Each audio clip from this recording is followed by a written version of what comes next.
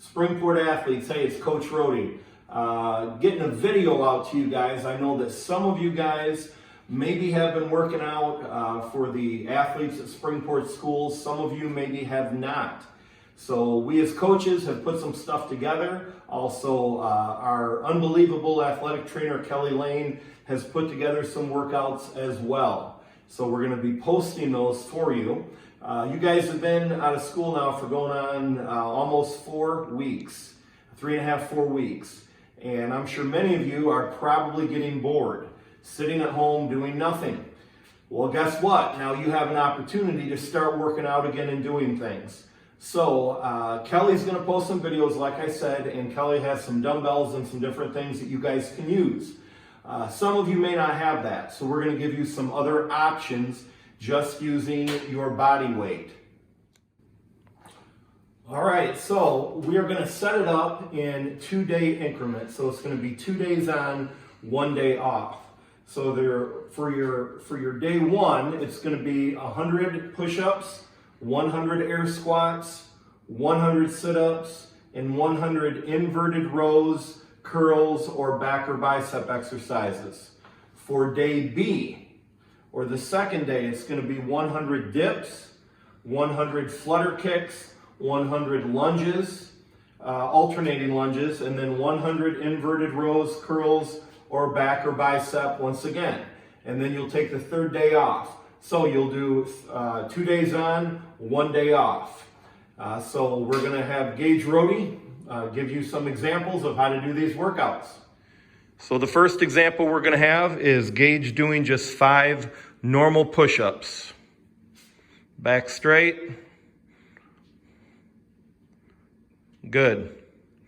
Now obviously if you just want to do those, then that's fine. But if that gets easy, then you can do some close grip push-ups where you bring your arms in closer together. Good. And then if you really want to make it tough, you can do what's called diamond push-ups.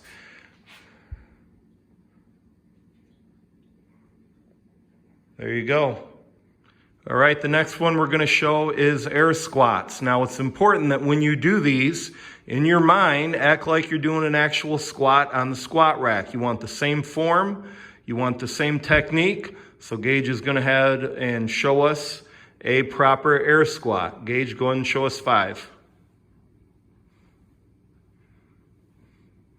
He's still going down at a 90-degree angle, maintaining good form. All right, the next exercise we're going to show for the day one is sit-ups. So Gage is going to go ahead and show us some sit-ups. Gage, go ahead. And you see how he has his knees apart so he can touch the inside of his shoes.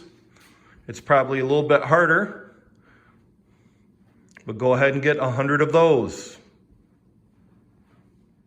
Like I said, if you do not have a pull-up bar, another option that you could do is you could take a 2x4, put it across 2 chairs. If you have sawhorses, you could put it across some sawhorses. And this is kind of a modified version. Once again, trying to find a back workout is going to be tough, but this is one that you could use. Gage is going to have go ahead and show us 5 of them. Gage.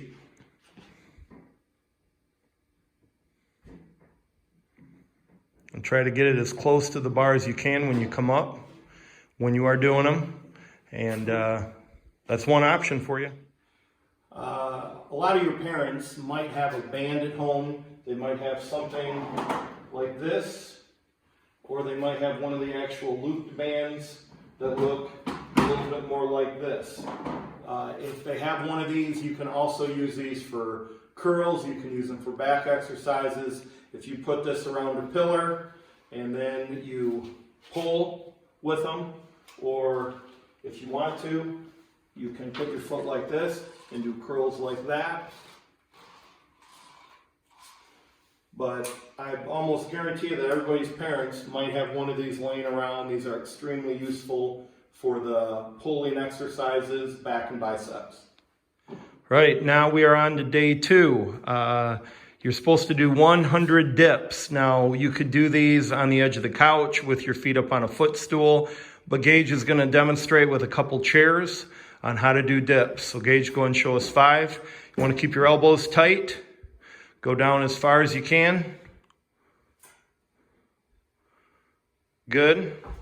And once again, you can find a way to do those, modify them a little bit if you need to. All right, our next exercise for day 2 are called Flutter kicks. Many of you have done these during football practice. So since it's hard to kind of keep track of them, you're just going to count in your head. So instead of doing 100 flutter kicks, you will count out a number, and then that is the amount of time that you do the flutter kicks for. So Gage is going to do flutter kicks for 10 seconds. Gage, go ahead and start.